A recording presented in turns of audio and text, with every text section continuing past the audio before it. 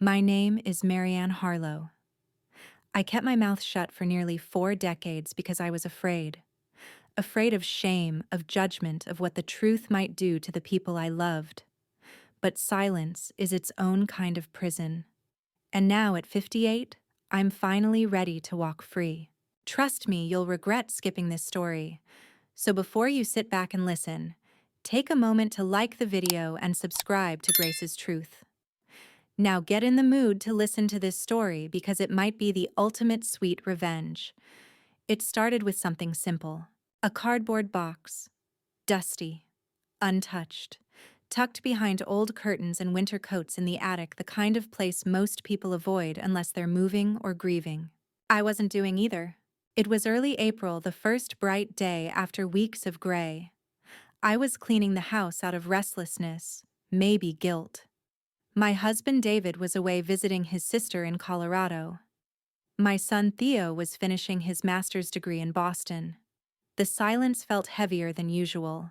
When I opened that attic door and pulled the string to light the single bulb, I didn't expect to find my entire past sitting inside a box that looked like every other piece of clutter up there. But there it was. A brown banker's box sealed with yellowed masking tape, the kind I'd used back when I was in college. I knew it before I touched it. My fingers tingled. I had hidden that box, and I had promised myself never to open it again. I don't remember carrying it downstairs. I just remember sitting on the edge of my bed staring at the thing like it might detonate. And in a way it did. I peeled off the brittle tape slowly like skin. Inside were a few notebooks, a cloth-bound journal, and a tiny green envelope with no name on it. The first thing I noticed was the smell-aged paper, old perfume, and something faintly acidic. Memory.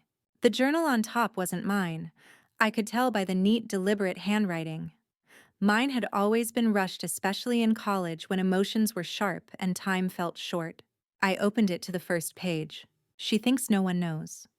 But I do. I saw the way she clutched her stomach in December. I heard the whispers in the hallway. I'm not judging her. I just don't understand how a girl can vanish for a whole year and come back with dead eyes. I read it again. Then again. The date, June 1987. The name signed at the bottom, Rachel Ellison, my college roommate. I sat completely still. The walls felt closer. I could hear the ticking of the hallway clock downstairs. Rachel. I hadn't thought of her in years. We were close once. Then one day we weren't. She moved out in the middle of a semester. I never asked why. But now I remembered what she had walked in on me, hunched over the toilet, holding my abdomen, crying into a towel. I thought she had left to escape my depression. Turns out she knew. She knew enough. The journal had entries about me. Not cruel, not angry. Just observations. Pieced together like a puzzle she had been too scared to finish. I felt naked reading it. Her mother visited once. Cold woman. Didn't even ask how Marianne was feeling. Just handed her a folded paper and told her to be ready by Friday. I remembered that Friday. Vividly. My mother's silver Buick. The motel off I-95. The doctor who didn't ask questions. The silence afterward. The year I vanished from school, from life. My hand trembled as I put the journal down. And that's when I noticed the envelope again. Green. Unmarked. I opened it carefully. Inside was a photograph. Faded, soft-edged. A baby wrapped in a yellow blanket. She couldn't have been more than a week old. I stopped breathing. There was no name on the back. But I knew. I knew like you know your own breath. Her. I hadn't seen this picture in years. Maybe I had blocked it out. But she was real. She had always been real. Not a dream. Not a nightmare. Flesh and blood. I had carried her. I had given birth to her. And I had given her away. I leaned back, eyes burning, the photograph clutched tight against my chest, like it might fly away if I let go. I whispered her name aloud for the first time in years, Ella. It felt like a sin to say it. Like breaking some pact I made with my mother all those years ago. No one knew. Not David. Not Theo. Not even my sister, whom I told everything except this. Because this was the one truth I had promised to bury. But the thing about secrets, they don't rot away. They sit, they wait, and when they resurface, they're heavier than ever. I sat there for hours. I reread every journal entry. I stared at Ella's photo until the ink felt like it might lift from the paper, and I thought, maybe it's time. Maybe I've punished myself long enough. Maybe the truth has waited too long in the dark. I placed everything back in the box, the journal, the envelope, the photo, but not to hide it again. Not this time. Instead, I left the box on the chair across from my bed, where I'd have to look at it every night, like a clock ticking down to a truth I could no longer ignore. That night, I didn't sleep much. I kept waking to flashes of her face or what I imagined her face would look like now. Would she have my hair? His eyes? Would she walk like me with that nervous half-hitch in her step?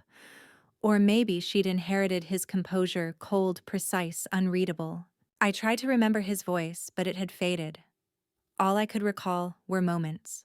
The way he looked at me when no one was watching. The way my mother looked at him when she thought I wasn't watching. God, the layers of that time. The next morning, I opened the journal again and reread Rachel's entries, not because I needed to, but because I wanted to know what she had seen. What had I looked like from the outside? She came home late again, eyes red, her hair wet from rain or maybe the shower. She didn't speak, just crawled under the blanket and faced the wall. There's something brittle about her now, like she could break with a single word. It was strange reading about myself as if I were a character in someone else's book. I hadn't realized I'd looked that broken, and yet I had been. At 19, I had thought I understood love. I thought it was about intensity, about secrets, about surviving the world together. But it wasn't. Not when the man was nearly twice your age. Not when he was married to your mother. Not when his hand lingered too long on your back at Sunday dinner, and your mother turned a blind eye because the illusion of a perfect life meant more than the safety of her daughter. No one knew what happened behind our doors. They saw us, my mother's stepfather and me, and called us a respectable family. But no one saw how silence became survival. I didn't even have a word for what happened until much later in life. Now I know what it was. Now I can say it plainly. He groomed me. He made me feel seen, special, like I wasn't just someone's awkward daughter but a woman. And when my mother suspected she didn't confront him, she confronted me. You're going to ruin this family, Marianne. Do you understand what you're doing? Like I had seduced him, like I held the power. That's when the arrangement began.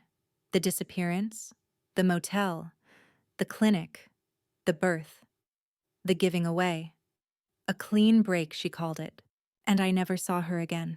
Not Rachel, not the girl I had roomed with. She vanished from my life just as I did. But now I knew she had known all along. There was one last line I hadn't noticed the first time I skimmed the final page. One day someone will ask her about that year, and I hope she doesn't lie. I hope she tells them everything. I closed the journal gently like it was still alive, and I whispered, I'm ready. That was the first moment I believed myself. It was 2 days later when I brought the box downstairs and placed it on the kitchen table. That same table where my son had done his homework, where we celebrated birthdays and signed Christmas cards. Now it was an altar to my silence. David had returned from Colorado. We were sitting across from each other after dinner when I said, I have something I need to show you. He looked at me with that gentle, puzzled expression he always wore when I spoke too softly, like he was afraid he'd misheard me. I slid the box toward him. He opened it slowly, unsure. When he reached the photo, he stopped. He stared at the baby picture, then looked up at me. Who is she? He asked. And I said it for the first time out loud with the full weight of truth behind it. She's my daughter. I saw something flicker across his face. Not anger, not disbelief, but a quiet heartbreak. He didn't speak. I waited. I didn't know you. He began but stopped himself. You never said. No, I said. I didn't. And then I told him everything. Not just the pregnancy, not just the adoption, but the man, the betrayal, the way my mother had orchestrated it all to protect her image, not me. He was silent for a long time. Then he said, I wish you had told me. I know, I whispered. I wish I had too. He didn't touch the photo again. He just nodded once and stood. He walked to the sink and stared out the window like he was trying to find a new version of me in the trees beyond the glass. We didn't sleep in the same bed that night. Not out of anger, out of distance. A new, unfamiliar distance. The kind that comes when someone you love suddenly becomes a stranger carrying a life you never knew they lived. The next morning, I opened my laptop. I logged into my DNA Ancestry account. It was something Theo had gifted me 2 years ago, thinking it would be fun to trace our roots. And that's when I saw it. A new match. Her name was listed only as E. Harper. Estimated relationship daughter, very high confidence. My heart stopped. My hands began to tremble. There she was, Ella, grown, alive, looking. And I had no idea what to do next. When I was 19, I disappeared. That's what people said later, whispering behind library shelves or at the edge of dorm room doors. She dropped out. Maybe she had a breakdown. She just vanished. But I hadn't vanished. I'd been taken. Not in the dramatic way of movies, no. I had been taken in quiet ways through persuasion, manipulation, guilt. And when I was no longer useful, I was erased. I remember the exact moment I knew I was pregnant. It was a cold morning in December. The first frost had stuck to the campus sidewalks. I was walking across the courtyard halfway to my literature seminar when a sudden wave of nausea hit me so violently I had to grip a lamppost to stay upright. I barely made it to the dorm bathroom. Rachel found me slumped by the toilet, pale and shivering. She offered to call someone, maybe the campus nurse, but I shook my head. I couldn't risk it. Later that day, I bought a test. I did it alone, hiding in a gas station bathroom off Route 17. Positive. That little blue plus sign cracked my world open. I went back to the dorm, locked the door, and sat on the floor with my arms around my knees. There were no good choices. Not when the father of the baby was my stepfather. Not when my own mother would sooner call me a liar than confront the man sleeping beside her. And she didn't. Not even when I told her. That Christmas I came home. I sat across from her at the kitchen table and I told her everything or enough of it. Her face didn't change. Not once. She stood up, walked to the stove, stirred the pot of stew she was making and said, "You're not keeping it." I remember thinking, maybe she didn't hear me right, but she had. My stepfather never entered the room during that conversation, and from that day forward, he never looked me in the eye again. A week later, she handed me a manila envelope with a train ticket, $1,000 in cash, and a one-way bus schedule to a place I had never been, a boarding house in North Carolina. "Stay with this woman," she said. "She'll keep quiet." I didn't say goodbye to anyone, not even Rachel, not my professors, not my friends. I disappeared. And in that cold, gray January, I began the loneliest year of my life. The boarding house was run by a woman named Iris, a stout, church-going widow in her 60s, who didn't ask questions. I had my own room, barely bigger than a closet, a single bed, a sink, and a small window that looked out over a gravel driveway. There was no television, no phone. I wrote in journals, took long walks, and stared at my reflection until my belly began to show. I thought about writing Rachel. I almost did once. But what would I say? "Hey, sorry for being weird that semester. I was carrying my stepfather's child. Hope your finals went well." No, that wasn't a letter I knew how to write. The pregnancy was hard. I was sick constantly, and the silence made everything louder. I remember watching families in the park on Sundays from a distance. Fathers lifting daughters onto their shoulders. Mothers feeding babies from bottles. And I wondered what kind of mother I would have been if I had the choice. But I didn't. That choice was made the moment my mother sealed the envelope. I gave birth on a rainy Thursday in October. No one held my hand. No one brought flowers. I didn't scream. I remember being eerily quiet, the way a woman would be if she knew ahead of time that the baby wouldn't be hers to hold. She came out small, perfect, with a tuft of dark hair and tiny fists that opened and closed around air. They let me hold her once. I named her Ella, not officially, not on any papers. Just in my mind, in my heart. It was the name I had whispered to her through my skin for 9 months. When they took her away, I stared at the wall and didn't cry. Not then. I saved that for later. For years. I returned home the following spring. My mother picked me up from the bus stop. She didn't say a word during the drive. No, how was it, or are you okay? Just silence and the hum of tires on asphalt. When we pulled into the driveway, my stepfather was mowing the lawn like nothing had happened, like I hadn't aged 100 years in 10 months, like I wasn't still bleeding. I walked upstairs to my old bedroom. Everything was exactly the same floral comforter, the same posters on the wall, the same perfume bottle I left behind. Like I had never left. Like I had never been pregnant. Like Ella had never existed. And that was the rule. We never spoke of it again. The following fall, I returned to college. Different school. Different major.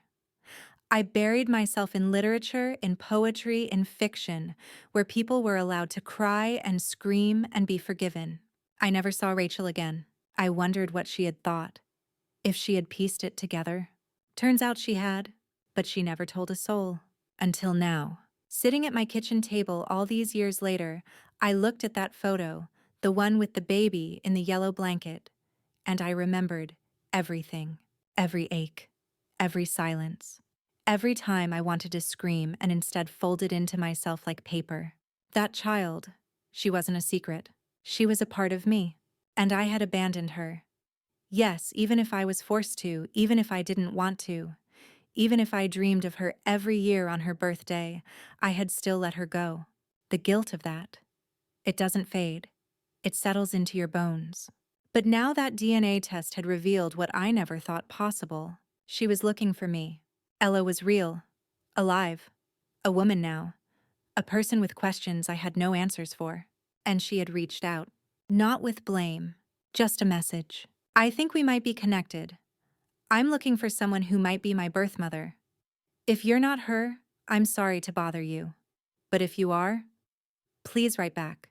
I stared at that message for hours, then days. My hands hovered over the keyboard more times than I can count. But I couldn't do it. Not yet. Because before I could tell her the truth, I had to face the man who took everything from me. His name was Leonard Harlow. To the outside world, he was respectable. A former Navy man turned insurance consultant. Steady, polished, polite at dinner parties. He had a tidy mustache and a deep voice that never rose above calm. But behind closed doors, Leonard was a shadow. And like all shadows, he crept in slowly until you didn't know where he began, and you ended. He became my stepfather when I was 13. My biological father had died in a car accident 2 years earlier. I don't remember much about that time except my mother crying behind closed doors and clutching wine glasses like they were lifeboats. Leonard came into our lives like a savior. That's how my mother introduced him. A real man, she said. Someone who knows how to take care of things. And at first he did. He fixed the leaky sink. He brought us flowers.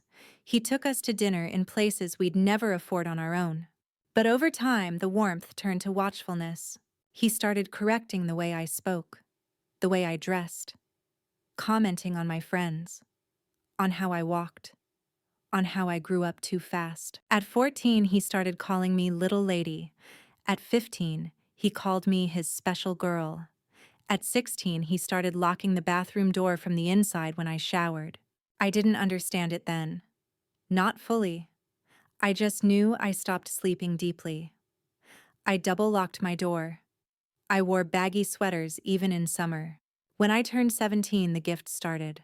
A bracelet, a book of poetry, a letter tucked inside the spine of a novel telling me how beautifully thoughtful I was, how he wished I were older. And then one night when my mother was on a business trip, he kissed me on the mouth. It was like standing outside my body. I didn't move, didn't scream, didn't know how. He said, "It's okay. You're special." And I believed him, because I was young and desperate to feel wanted. And he knew that. He used it. Years later, I would learn the word grooming. But at 19, it just felt like confusion with no exit. I didn't love him, but I craved being seen, being chosen. He would drive hours to visit me on campus, take me out for dinner, give me money under the table. It didn't feel good, but it felt inevitable. Until I got pregnant. That ended it. Not because he felt guilt, but because now I was a threat. When my mother found out, she didn't scream. She didn't cry. She didn't collapse in horror like the mothers on TV. She went quiet, cold. And when I said it was him, she replied, "You'll keep your mouth shut." That was her answer. Not anger at him, but control over me. She made arrangements, paid the woman, bought the ticket. And when I returned home, Leonard was still there, mowing the lawn, pouring her wine, sleeping in her bed. He never looked me in the eye again. And I never spoke of it. Not to my friends, not to my husband, not to my son. Until now. The message from Ella remained unread for days. But the photo of her, which I found by accident through her public profile, was impossible to ignore. She had my eyes, my chin, his posture, and that hollow stillness I carried for years. She was real. She was waiting.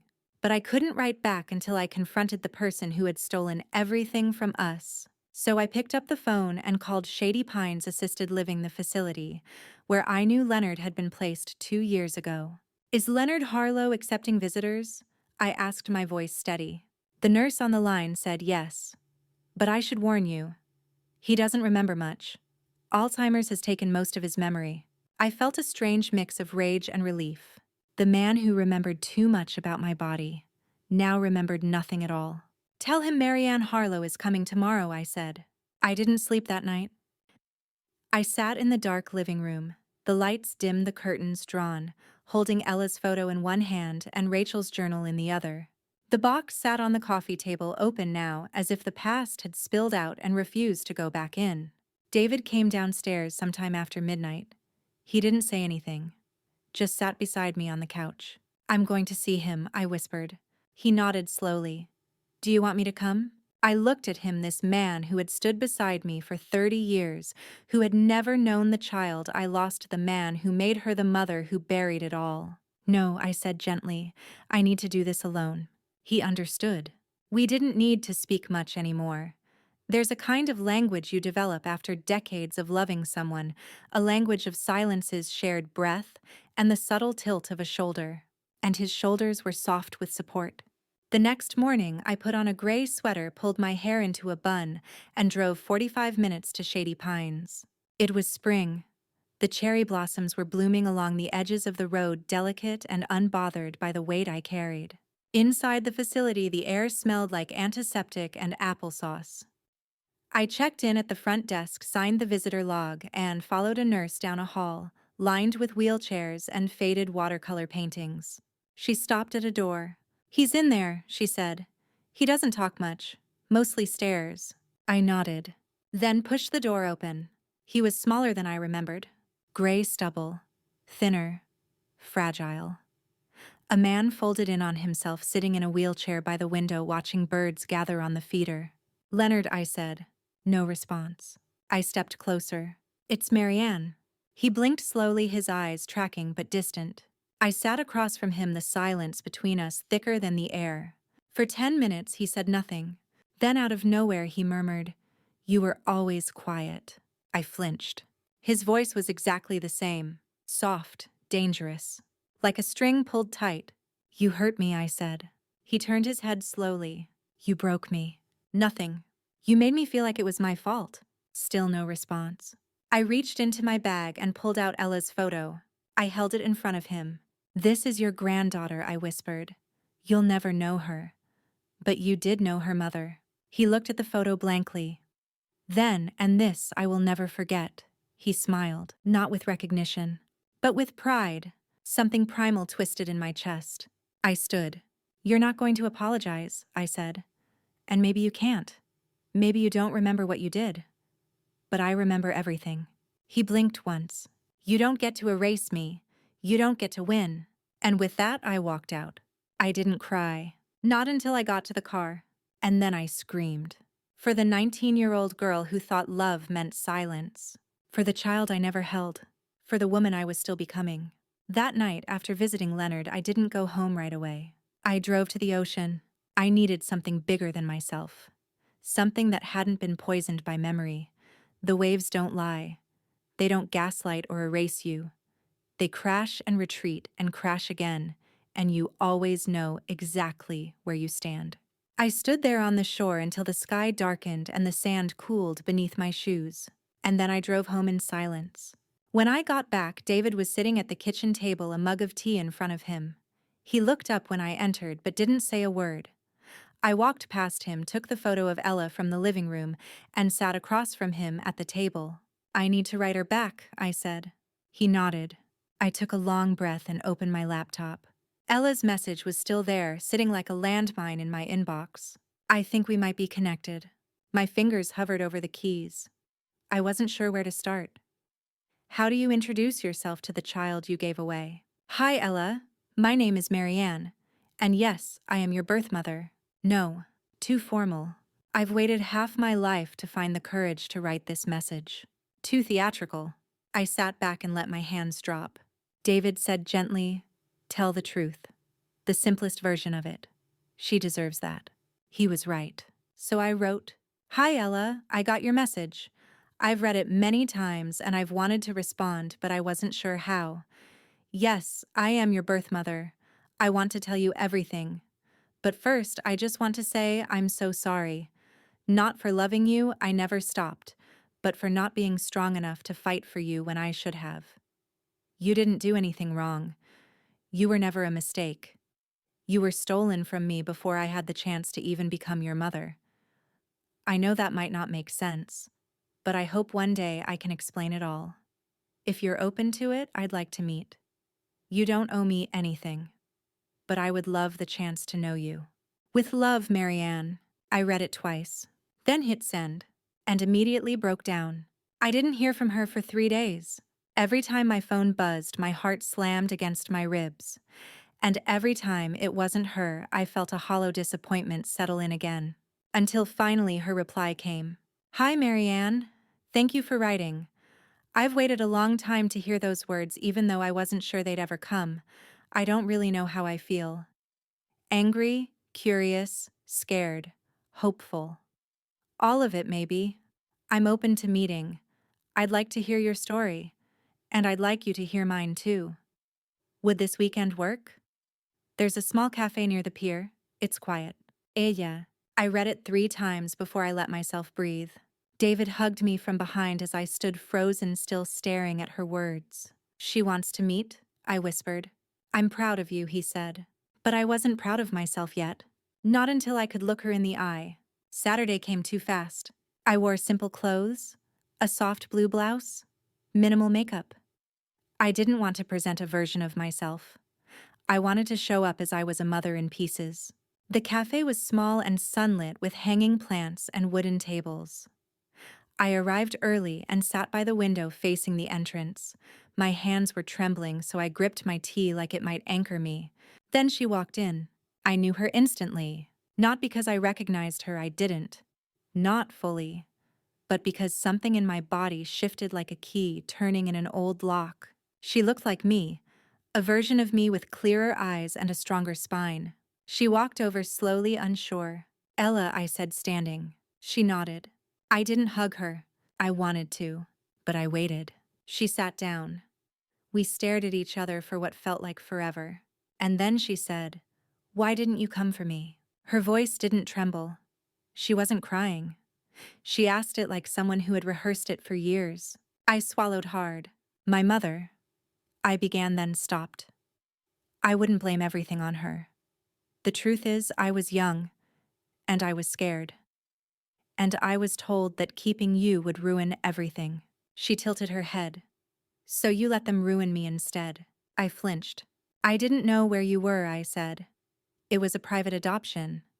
I wasn't allowed any information. I was told it was better that way. Clean. Final." She looked down at her hands. "I always wondered," she said. "Every birthday, every time someone asked about my real mom, I imagined you were dead, or that you didn't want me. I wanted you," I said, my voice breaking. "God, I wanted you. I still do." We sat in silence for a while. Then she reached into her bag and pulled out a worn envelope. "I found this when my adoptive mother passed," she said. It was hidden in her dresser. Inside was a letter unsigned, but I recognized the handwriting. My mother's. She doesn't know. The girl is too naive. I took care of it the right way. No papers, no trail. Just cash. The family is clean, connected. She'll never come back to haunt us. My stomach dropped. No papers, no trail, I whispered. It wasn't even legal. Ella shook her head. My adoptive father was in politics. They could cover things. She sold you. Yeah, she said softly. I was something to be handled. I closed my eyes. That was the moment I realized it wasn't just silence that shaped my life. It was theft. Of choice, of truth, of blood, of her. I don't know if I can forgive you, Ella said, standing slowly. I'm not asking you to, I replied. But I'm here now. And I'm not going anywhere. She nodded. Then, and I didn't expect it, she placed a hand gently on my shoulder. Let's take this slow. And then she walked out, leaving the door cracked just enough for hope to slip through. She said, let's take this slow. And I clung to those 5 words like a prayer. I didn't expect a second meeting. I didn't expect kindness. I didn't even expect a reply. But she left the door cracked open, and that was more than I thought I deserved. That same night, I sat down with a blank journal. Not the kind I used in college, frantic, messy, tear-stained. This one was simple, clean. A gift from David given years ago, still wrapped in brown paper and string.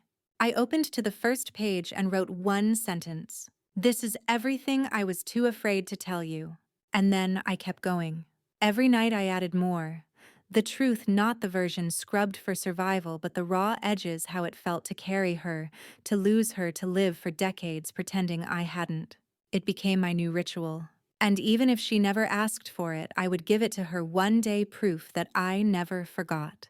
3 weeks passed before she reached out again. A simple message. Do you like pho?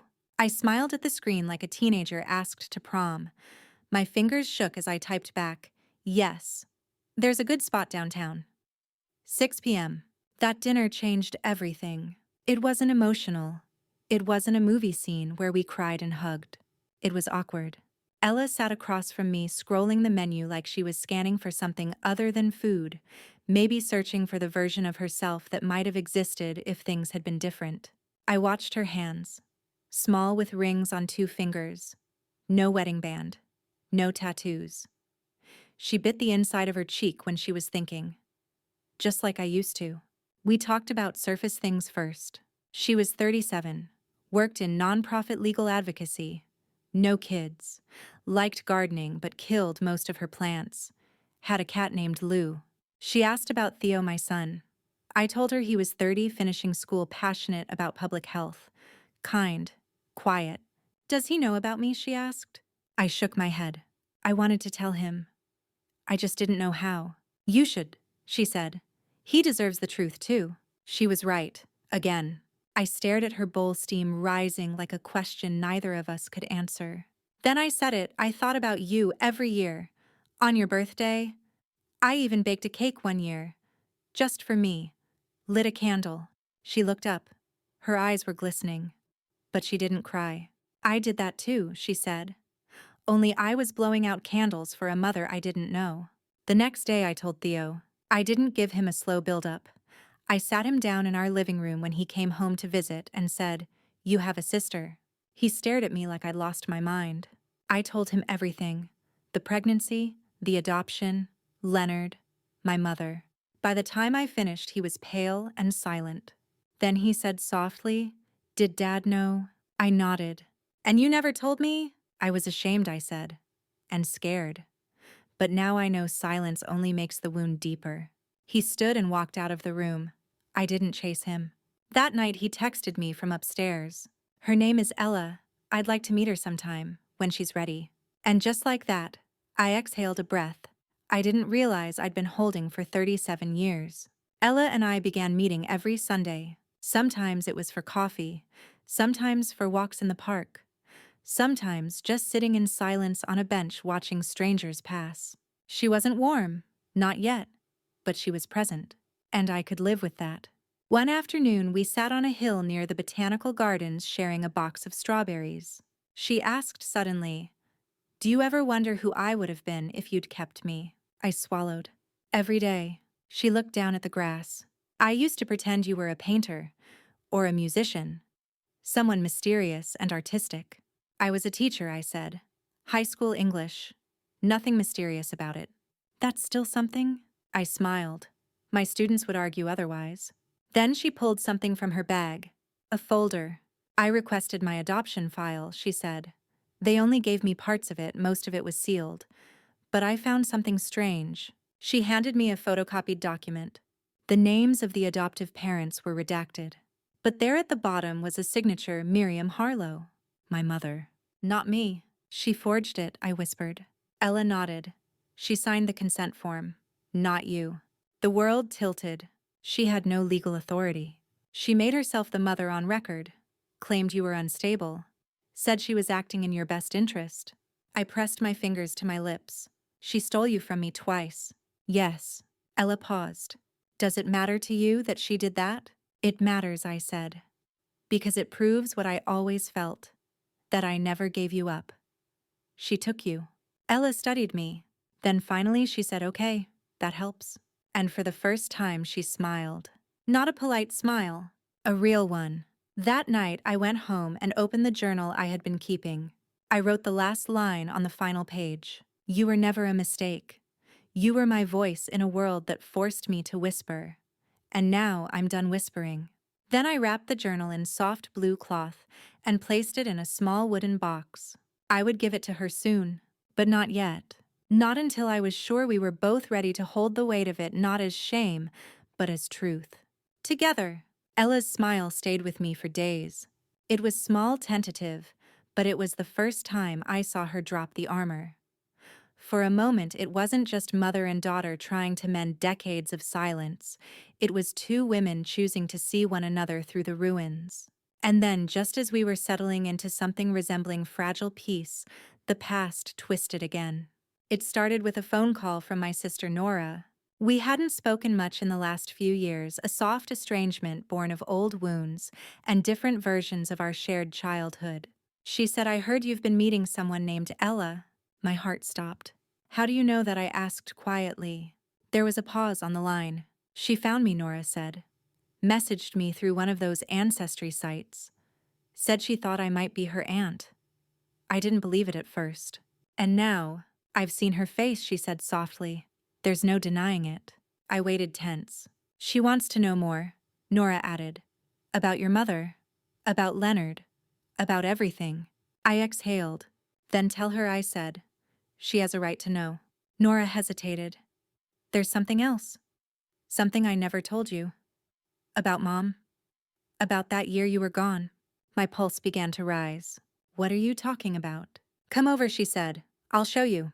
That night, I drove across town to Nora's house, a tidy brick bungalow she shared with her husband and two golden retrievers. It looked nothing like the house we'd grown up in, and that in itself was comforting. She met me at the door with a strange expression somewhere between concern and guilt. We sat in her kitchen and she pulled out a worn leather folder. I found this in Mom's attic after she died, she said. I didn't know what to do with it. Honestly, I wasn't sure if I should show you, but now that Ella's asking questions, I think it's time. Inside were typed letters, receipts, a small calendar with dates circled in red, and at the bottom a sealed envelope. I picked it up. On the front in my mother's tidy script it read, For Miriam's eyes only. Nora nodded. That was our mother's legal name. She never let people use it, she hated it. But she used it when she wanted to hide things, including the adoption. I opened the envelope. Inside was a notarized document. My heart nearly stopped. It was a declaration of mental instability signed by my mother and countersigned by Leonard Harlow. It claimed I was psychologically unfit to raise a child due to emotional delusions and inappropriate attachment behaviors. I looked at the date, October 2nd, 1987, 2 days before Ella was born. That's how she got the adoption through without your signature, Nora said. She claimed you were unwell. She had Leonard testify. She made herself the legal guardian on paper. I stared at it in disbelief. She institutionalized me, on paper, without ever putting me in a hospital. Yes, my hands were shaking. I wasn't just silenced, I was erased. Nora looked down. I think she believed she was protecting the family's reputation. She was obsessed with control. I folded the papers slowly. No, she wasn't protecting anything. She was preserving herself and the man who hurt me. I drove home in silence. When I stepped into the house, David was waiting for me in the living room. I sat beside him and handed him the document. He read it slowly, jaw tightening. She forged a psychiatric claim to steal your child, he said. She did worse, I said. She made the world believe I never existed as a mother. She rewrote my life. He looked at me, eyes glassy. What are you going to do? I'm going to tell Ella everything I said, even the parts I'm ashamed of. And then I'm going to burn every last piece of my mother's poison. We met the next morning at a quiet walking trail along the river. Ella wore sunglasses and a simple gray hoodie. I carried a manila folder tucked beneath my arm. We walked side by side for a while before I said, I brought you something. She stopped walking. I handed her the folder. She opened it slowly, eyes scanning the pages. I watched the expressions shift: confusion, then understanding, then disgust. She lied about your adoption, I said. She lied about me. She lied about everything. Ella said nothing for a long time. Then she said, Did you know? No, I said. Not until this week. I knew she sent me away. I knew she arranged everything. But I didn't know the depth of what she did. I didn't know she declared me unfit. That she used Leonard to validate it. That she turned me into a ghost. Ella's voice was flat. She did the same to me. We kept walking. The river flowed beside us, cold and fast. Finally, she said, You didn't fail me, Marianne. She did. I blinked hard. Then she added, But I need to ask you something else. Anything. Why didn't you ever go to the police? About Leonard? That question struck like a blade. I didn't think anyone would believe me, I said honestly. Not back then. Not when my own mother told me it was my fault. Ella nodded. I did, she said. What? I filed a statement, she said. Last year when I found out I was adopted. Before I even knew who you were. I needed the truth on record, in case he ever did it to someone else. I looked at her, my daughter, fierce, braver than I had ever been, and suddenly I realized maybe I hadn't failed her entirely. Because here she was carrying the torch I couldn't. That night, I took every document with my mother's handwriting, the fake psychiatric reports, the forged consent forms, even the letters she'd written to Leonard, and placed them in our fireplace. David sat beside me, and when I lit the match, it wasn't anger I felt. It was release. The flames curled up around the lies, eating them whole. And in their place, something new began to form. Not forgiveness. Not yet. But the space where healing might grow. It was Ella's idea to go to the courthouse. Not out of vengeance, though I could feel it simmering beneath her stillness, but for the record. I want it documented, she said. I want my name corrected, my origin acknowledged. I want the truth to exist somewhere, official. I admired her clarity, her steel. We stood in line outside the family records office on a warm Tuesday morning. She wore a navy blazer, her hair tucked neatly behind her ears. I wore a beige cardigan, clutching a folder of documents in trembling hands. My journal copies of the forged adoption, the psychiatric lie, and a letter I'd written to the judge. We were ushered into a small windowless hearing room with beige walls and a dull carpet.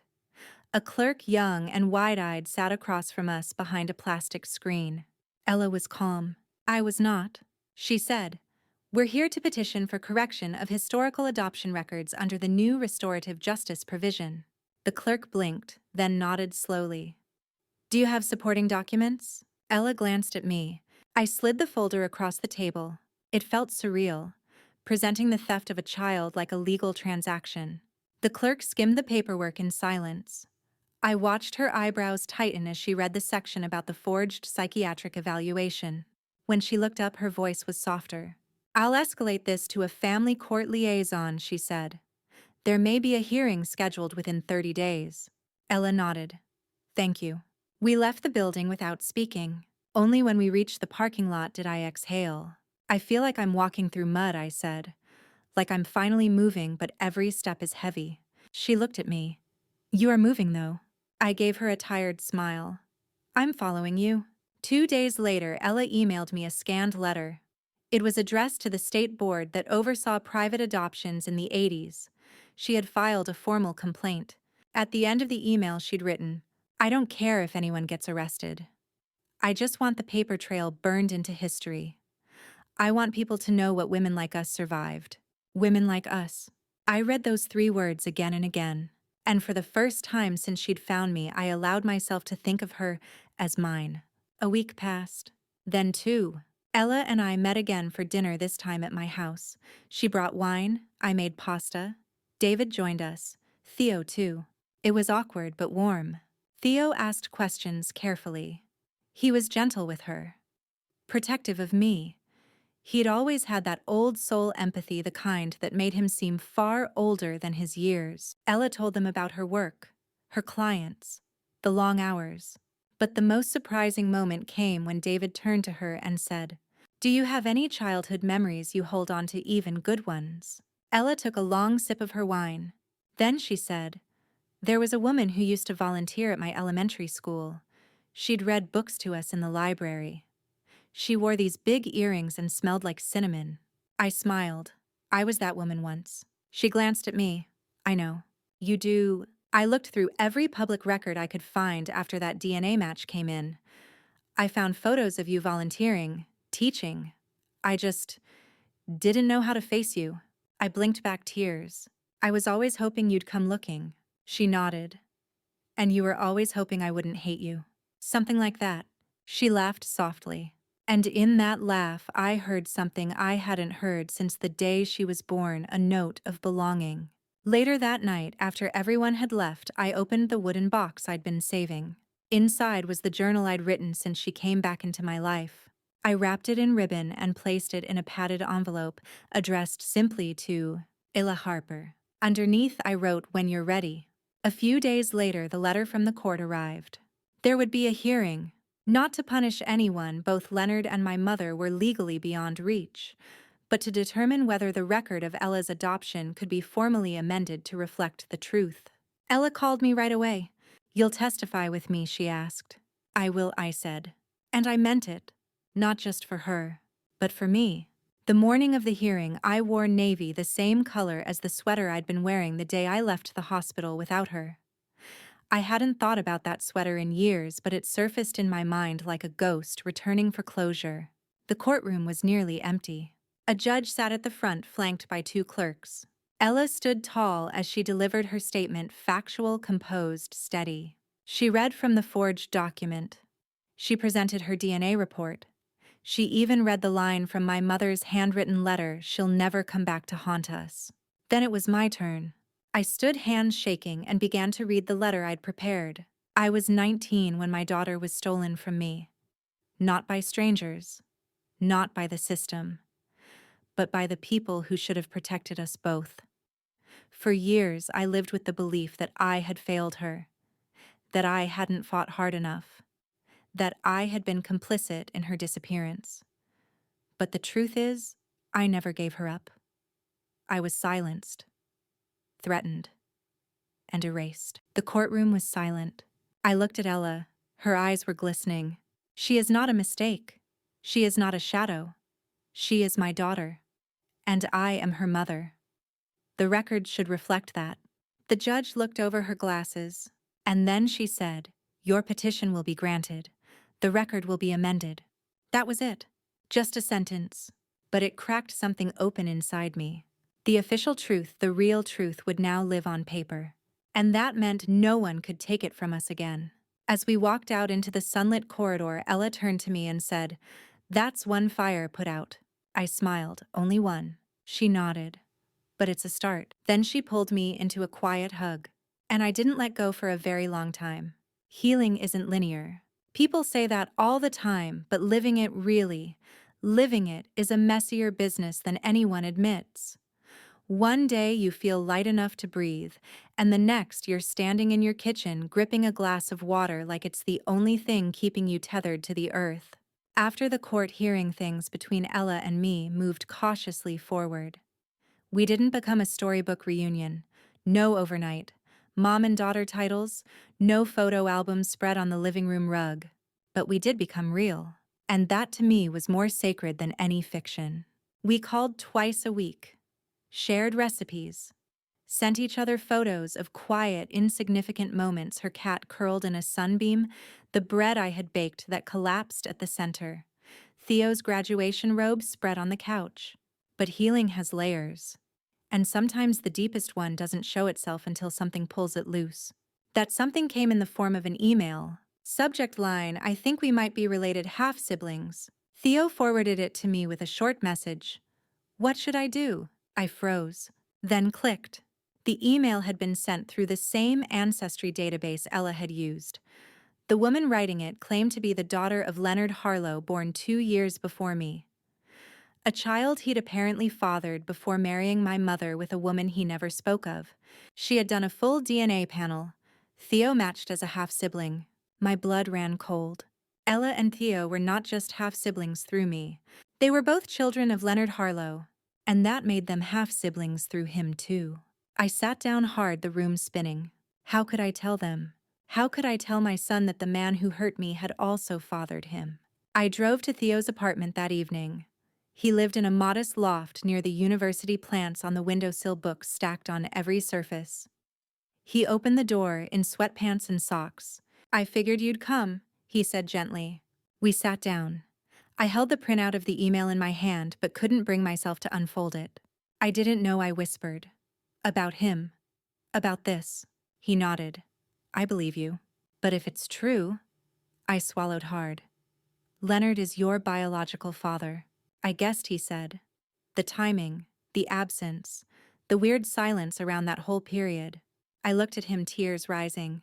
I'm so sorry. He reached over and put his hand on mine. You didn't do anything wrong, Mom. But still I felt tainted.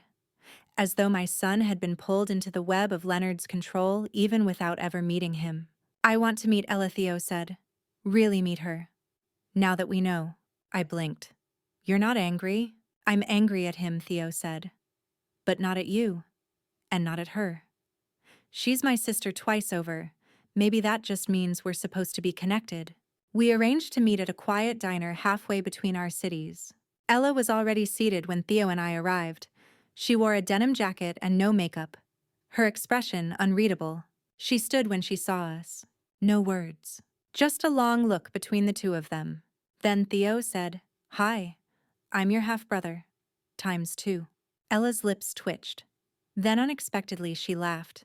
It was soft-tired but genuine. Guess we don't get to be normal, she said. Normal's overrated, he replied. They sat across from one another and I watched them, same posture, same polite smile, same way of tapping a finger when they were thinking.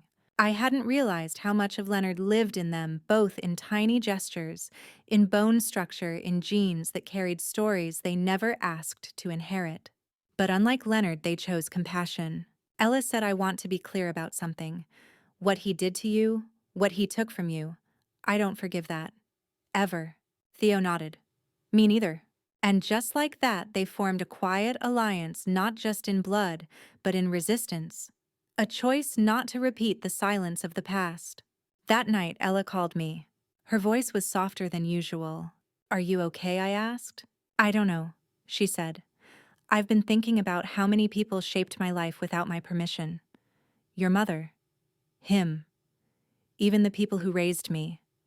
And now, I'm trying to reclaim it. All of it. But it's exhausting. I know, I said. You're doing it, though. She paused. Can I ask you something? Of course. When you were pregnant with me, did you ever talk to me? Like I was there. I blinked, startled by the question. Then slowly I smiled. Every night, I said. I'd lie in bed and put my hands over my stomach and whisper things. Poems, questions, dreams. I didn't know if you could hear, but I hoped you could feel it.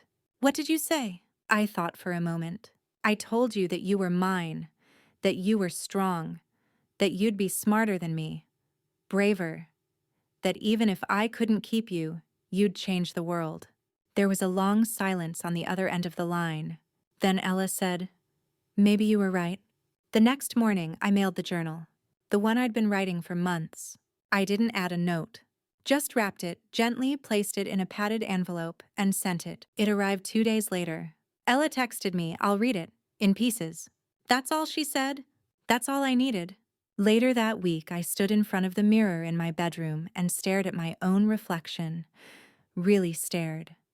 At the lines beneath my eyes, the white growing in my hair, the tired curve of my shoulders.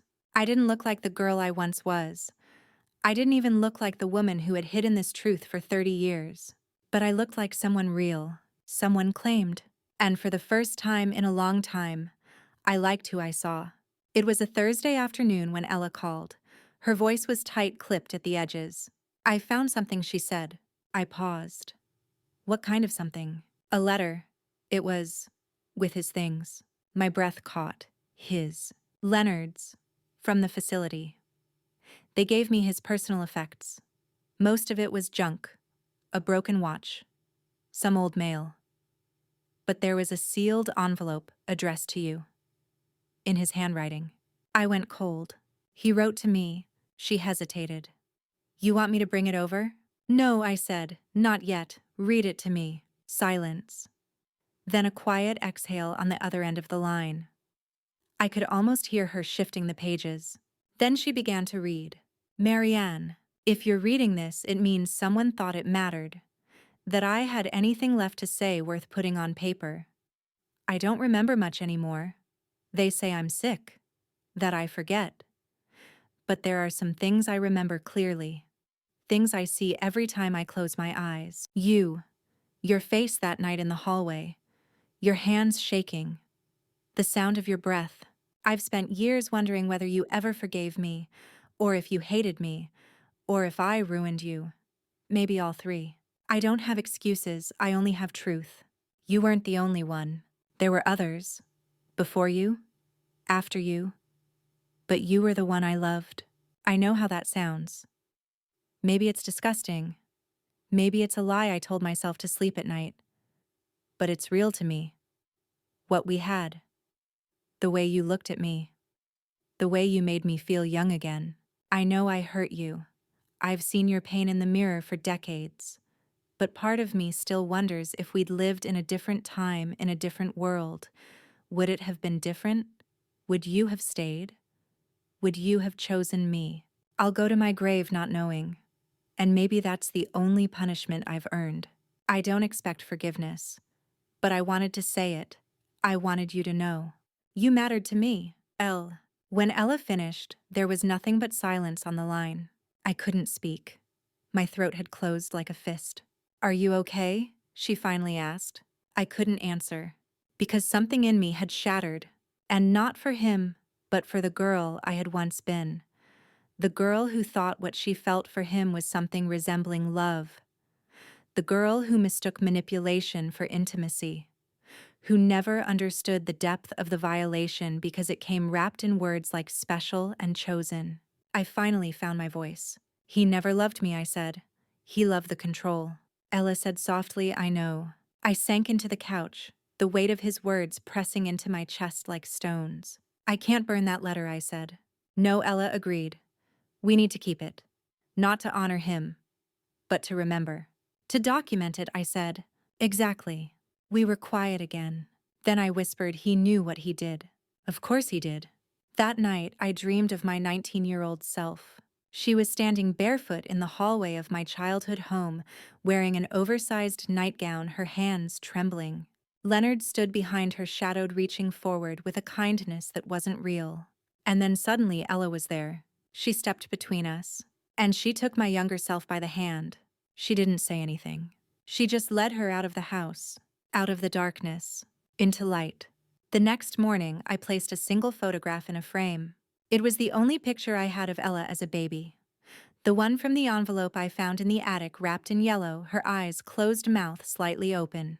Next to it, I placed a recent photo she'd sent her in her garden, holding a tomato, laughing Lou the cat lounging at her feet. Two versions of her side by side, the one I lost, and the one I found again. I stared at them for a long time. Then whispered, "I'm sorry I let him take so much from you." But the woman in the garden photo, she didn't look broken. She looked like someone who had chosen herself. And maybe, just maybe, That meant she'd chosen me too. Later that week, Theo came over. He held up a tattered book. Is this yours? I squinted. My old copy of Jane Eyre. He smiled. Found it in your attic. Notes in the margins. Some heavy underlining. I laughed. I was very intense at 19. He sat beside me on the couch. You were strong. I looked at him. I wasn't. You survived. You loved. You raised me. You're still here. That's strength. I blinked back tears. Then he said, I've been talking to Ella more. My heart lifted. She's kind of weird, he added. In a good way. She makes me think about things differently. I smiled. She always did. He paused. I'm glad she's here. Me too, I said. More than I could ever say aloud. At night, I light a candle by the framed photos. Not in mourning, in reverence, for what was lost, and for what miraculously returned. Ella called just after sunset. Her voice was steady, but I sensed something under it the same way you can feel a storm in the air before the first drop falls. I've been thinking, she said, about moving. I sat down slowly at the kitchen table. Moving. Yes. Away. Somewhere quieter. I've been offered a job upstate. It's more administrative, less courtroom grind, slower pace, more trees, less ghosts. I felt the breath slip from my chest. That's a big change. I know. I traced the rim of my coffee cup. Do you want to go? There was a pause. I think I need to, she said. Not forever, but for now. I need to know who I am when I'm not holding the weight of what happened here. I need to find out what it means to be me, not just someone who was given away then found. I understood, but it still stung. I thought maybe we were just beginning, I said quietly. We are, she replied. But beginnings don't always happen in one place. Sometimes they need space.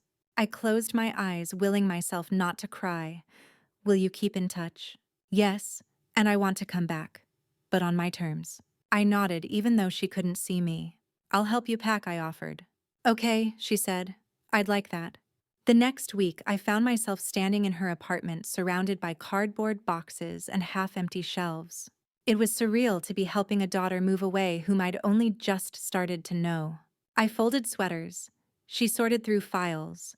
We spoke about small things, recipes, weather books.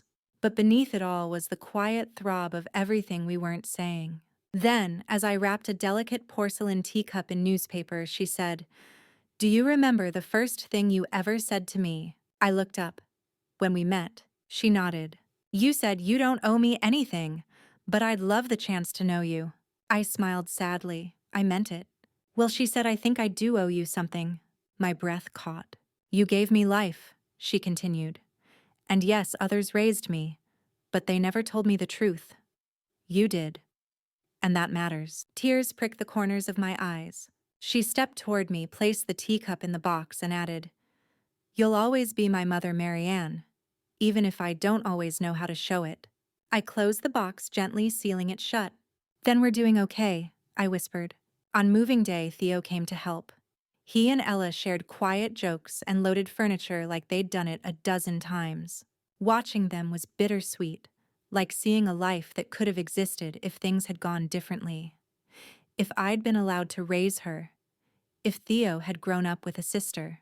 But maybe this was their version of childhood built in adulthood, brick by brick. When the last box was in the trunk, Ella turned to me. Can I give you something? I nodded. She pulled out an envelope and pressed it into my hand. Read it after I've gone. Then she hugged me. Tight, longer than usual. I held on. And when she let go, I knew it wasn't goodbye. Not really. That night, I sat alone on the porch. The stars were out. The breeze was gentle. I opened the envelope. Inside was a card, simple, no frills. On the front it read, For the woman who gave me both life and truth. Inside, her handwriting curved carefully across the page. I used to wonder who you were. Now I wonder how I ever lived without knowing. I don't know if I'll ever fully understand what we lost, but I do know this. I don't want to lose anymore. Thank you for not giving up. Not when it was easy to stay silent. Not when the world told you to forget. I won't forget. Love, Ella. My fingers trembled. The tears came slowly, not painful, but clean. Like rain after a long drought, I folded the card and placed it beside her photos. The baby, the woman, and now, the letter. All of her, all of me. Side by side. Later, I spoke to David in bed. "She's gone," I said. "She's not," he replied. "She's just becoming." I turned to face him. "Do you think it's too late for us?" His brow furrowed. "Us." I nodded. After everything. The secrets. The distance. He reached for my hand under the covers. "We're still here," he said. "That's what matters." And in the quiet, I believed him. The next morning, I woke early. I brewed coffee, fed the birds, sat at the table and opened a fresh journal. On the first page, I wrote, "This is for Ella." The next chapter. The one where she finds herself and where I learn how to love her from afar without fear. Then I wrote the second line. This time, no more silence. The letter arrived on a Monday, pale beige envelope. No return address, my name printed in black ink across the front. At first, I thought it was junk mail, but something about the thickness of the paper made me pause. The weight of it. I opened it cautiously. Inside was a letter from a law firm I didn't recognize. Simple, precise. Dear Mrs. Marianne Harlow, this letter is to inform you that you are listed as a beneficiary in the estate of the late Miriam Harlow. Please contact our office to arrange a meeting and the release of the contents held in your mother's personal safe deposit box. Sincerely, Troman and Clark LLP. I sat back stunned. I had assumed everything of hers was already claimed, divided, burned, or buried, much like the woman herself. After the funeral, Nora and I had sorted through the house, the jewelry, the dusty storage. There had been no mention of a safety deposit box. I called Nora that evening. "Did you know about this?" I asked. She sighed. "No, but with Mom, I'm not surprised." The appointment was set for 2 days later. I didn't sleep much in between. My mind kept turning. What had she hidden? What last manipulation? What final string? And why now, after everything? The bank was cold and quiet. I sat across from a lawyer in a navy suit, his expression unreadable. He slid a small metal box across the table. "I'll give you privacy," he said. "Take your time." I stared at it for a moment before opening the latch. Inside, 2 things. A handwritten letter and a small velvet pouch. My hands trembled as I reached for the letter first. My mother's handwriting, tight and neat, controlled even from beyond the grave. "Marianne, if you're reading this, then I'm gone. I suppose you'll feel relief? Maybe even satisfaction. You always were so dramatic about your pain. But I know you. I know that beneath your stubbornness is the same fire that drove me, and it's time you learn the truth. You were not the child I planned. I had you after an affair, not with your father, not with Leonard, with someone else, someone I could never be with. I married Leonard to fix the mistake, to erase the scandal. He never knew. Neither did you. But that's why I never connected to you the way a mother should. I couldn't bear the reminder. I thought Leonard would tame you, shape you. He was a man of control. I didn't know. I didn't know he would turn that control on you. I'm sorry for that, in my own way. But you must understand, we all survive how we can. I did what I thought was necessary. The pouch contains a necklace. It was the only thing he ever gave me. I kept it for reasons I can't fully explain. Maybe because part of me never stopped loving him. Maybe because part of me hoped you'd carry that piece forward, the better part. You always thought I was cold. Maybe I was. But I loved you the only way I knew how, by keeping you strong. Do with this what you will.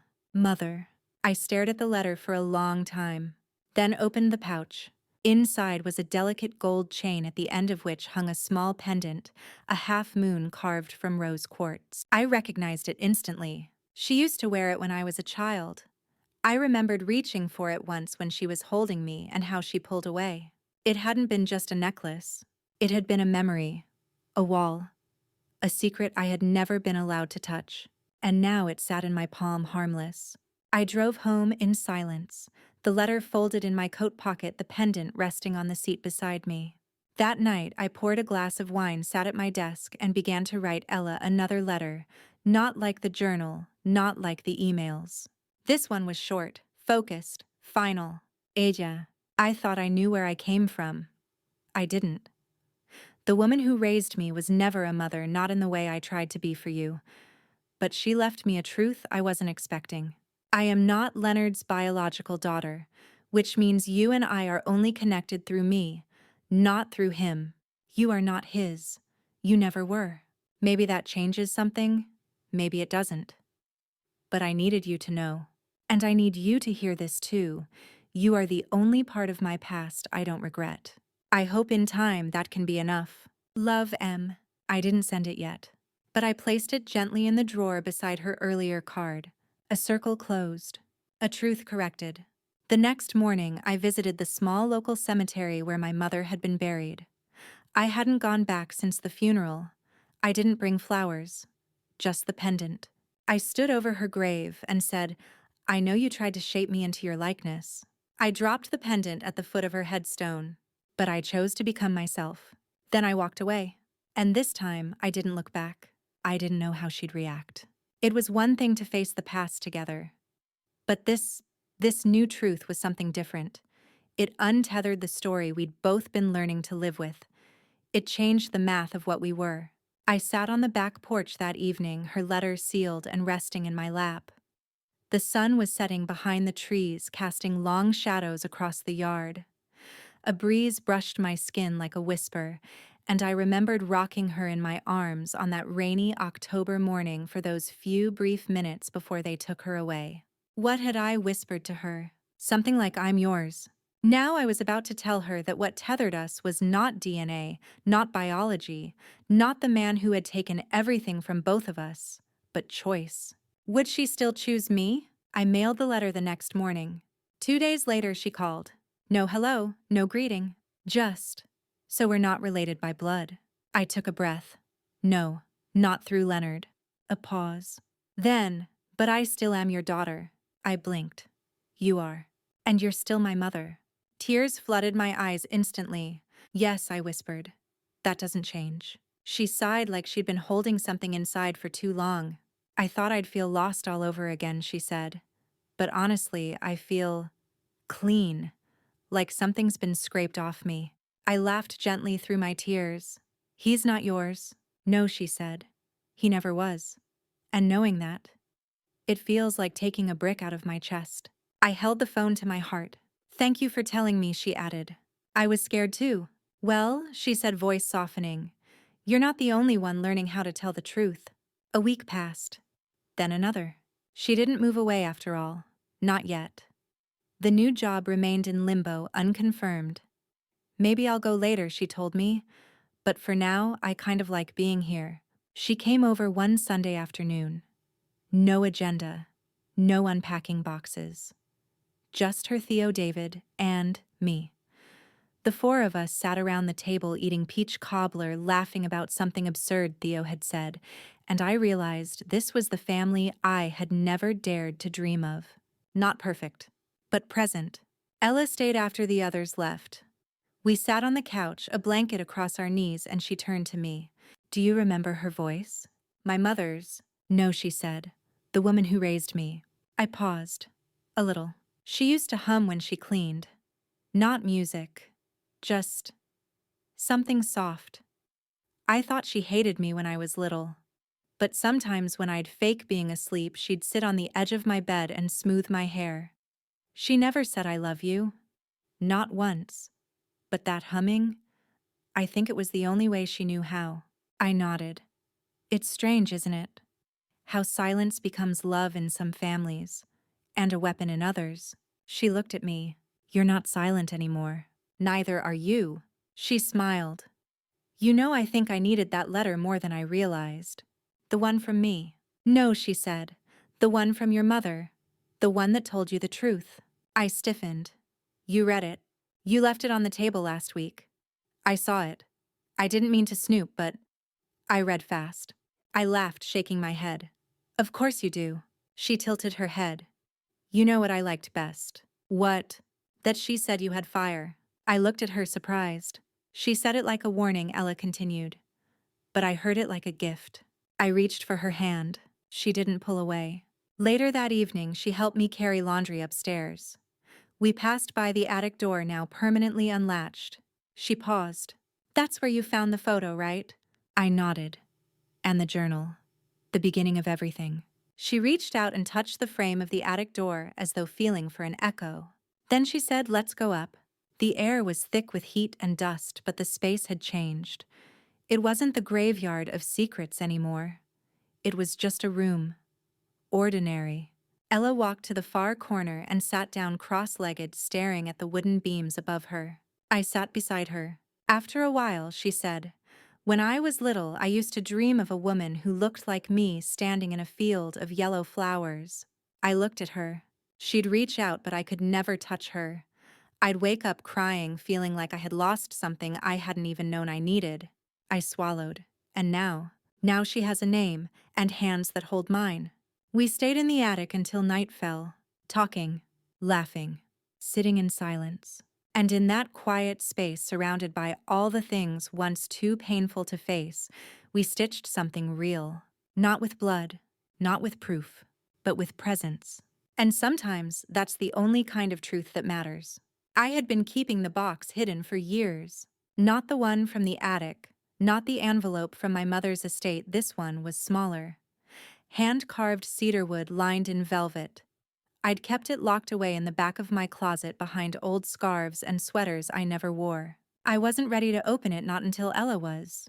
And I knew after the attic, after the silence, after the letter, she was. So one morning, I set it on the dining room table. When Ella arrived for coffee, still half-sleepy hair in a bun, holding a bag of fresh bagels, I motioned toward the box. She paused. What's this? Something I've carried with me for a long time, I said. And something I think you're ready for. She sat down slowly. Her hands hovered over the lid.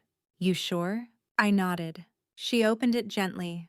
Inside was a folded hospital bracelet, a dried yellow flower wrapped in tissue, a scrap of pink flannel with a faded pattern of tiny ducks, the blanket they wrapped her in after birth, and finally the small, wrinkled note I had scribbled to the nurse who promised to deliver it to Ella's adoptive parents. Her name is Ella. Please tell her someday that I loved her. She lifted the note slowly. Read it twice. Then tears slipped silently down her cheeks. You kept this all these years. She didn't speak for a long time. Then she said, I've never had anything from before I was 3. No photos, no clothes, not even a lock of hair. Nothing that said I was wanted before I arrived in someone else's arms. I swallowed the lump in my throat. You were always wanted, always. She reached into the box and lifted the tiny flannel scrap to her cheek. I imagined this blanket, she said softly. I used to make one up in my dreams. Always pink, always warm. I reached across the table, my hand resting lightly on hers. I was afraid if I gave it to you too soon it would feel like pressure or pain. But now, it feels like a gift. It is a gift, she said. She touched each item again, carefully, reverently. Then she closed the lid. I'll keep it close, she whispered. Forever. Later that afternoon, we took a walk through the park. The air was cool, the leaves just beginning to turn. She linked her arm through mine without speaking, and we wandered slowly past families, joggers, people reading on benches. There was a woman nearby with a baby in a stroller, bouncing the child gently while humming a tune under her breath. Ella watched her for a while. I used to hate the sight of that, she said. Mothers with babies. It made me feel like I missed a world I was supposed to belong to. I waited. But now, she added, I see them, and I think maybe that's still ahead of me, in some way. I turned to her. You've made a whole life for yourself, with or without me. But you let me back in. That's something most people don't have the courage to do. She didn't answer right away. Then quietly, you gave me the truth, even when it hurt. That's more than most people get. I nodded. We sat on a bench and watched the water ripple in the pond. A mother duck guided her ducklings along the edge. The kind of serene, simple moment I never would have noticed in the decades I spent carrying silence like armor. Ella turned to me and said, Do you ever wish things had gone differently? Yes, I said, but not anymore. She smiled faintly. Me neither.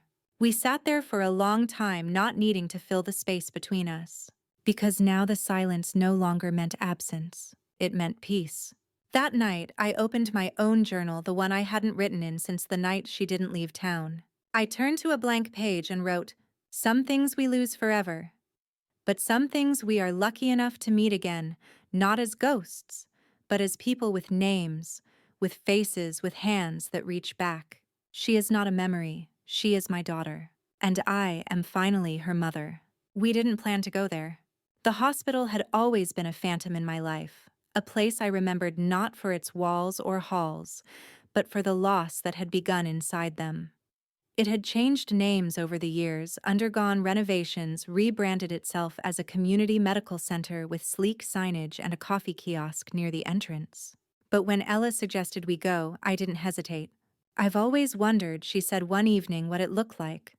Where you held me." So we went. It was a soft gray day, the sky blanketed with clouds that kept the light gentle. Ella wore a green sweater. I wore the same necklace Theo had given me the Christmas after he learned the truth, a silver pendant that simply said, "Still here." We parked by the visitor entrance, walked through automatic glass doors. The lobby was bright modern, filled with new mothers and old grandparents and nurses in navy scrubs, pushing carts of charts and linens. But none of that mattered, because I remembered the hallway. The one just past the elevator, now leading to records and archives, but back then, it had been maternity recovery. "I think it was down this way," I said. Ella didn't speak. We walked slowly. I could still feel the cold of that October morning, the pain in my hips, the emptiness in my arms as the nurse carried her away. And suddenly we reached it. The spot. I stopped and placed my hand on the wall. "I stood here," I said softly, "after they wheeled you out. I stood here until a nurse told me I had to go back to bed." Ella stood beside me, not touching, not speaking. But she was there. She was real. And that changed everything.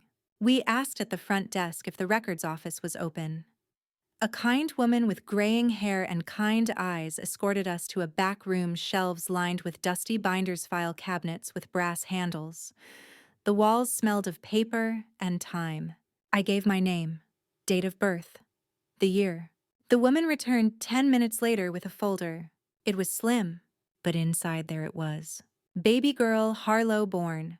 October 6th, 1987. Mother Marianne Harlow. Time held 12 minutes. Adoptive release. Confidential per private arrangement." 12 minutes. A lifetime condensed into 12 minutes. Ella traced the line with her finger. "Was it enough?" she asked. "No," I said, "but it kept me alive." She looked up. "I always imagined we had at least one real moment." "We did." I paused. "You opened your eyes once. Just for a second. And in that second, I thought, this is the most beautiful thing I will ever see." Ella swallowed hard, then reached across the table and took my hand. We left the hospital in silence. But this time it wasn't heavy. It was reverent. A closing of the circle. That night we had dinner at my house. David grilled chicken. Theo brought his partner, a quiet man named James, who made everyone laugh with unexpected one-liners. Ella brought wine. She smiled easily now. She laughed with her whole body.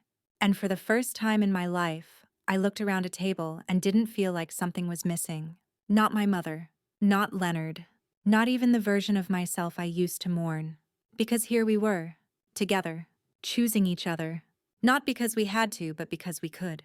She stood in the doorway, her coat draped over one arm. "I'm going to take the new job," she said. I nodded. "It's time." She smiled. "Yeah, but I'll be back. Often. I've got roots now." She reached into her bag and pulled out a wrapped parcel. "For you." I opened it carefully. It was a photo. 2 images side by side, printed in soft sepia tones. On the left, that baby photo. Ella in the yellow blanket, eyes closed. On the right, a recent picture of the two of us sitting on the attic floor, heads close, laughing at something only we knew. Below it, she'd written, "Not everything begins at the beginning." My chest ached. I hugged her tight. And this time when I let go, I didn't feel afraid. She drove away just before midnight, and I stood on the porch watching the headlights disappear into the dark. Then I went inside, poured a cup of tea, and opened the final page of my journal. I wrote, "For half my life I kept quiet, but the silence didn't protect me. It caged me. And when I finally spoke, the world didn't fall apart, it stitched itself back together one truth at a time." This story is not about shame, it's about survival. And this ending, it's not the end at all. It's the first page of something we are finally writing together. Final words, slow emotional fade out. If you're still here, thank you for listening, for believing that no silence is final, that the truth always finds a way to rise. And if you've ever carried a story inside you, a story too heavy to say aloud, I want you to know it's never too late. You are not alone. If this story touched you, please share your own in the comments. And don't forget to subscribe to Grace's Truth, where every voice has a place and every silence deserves to be heard.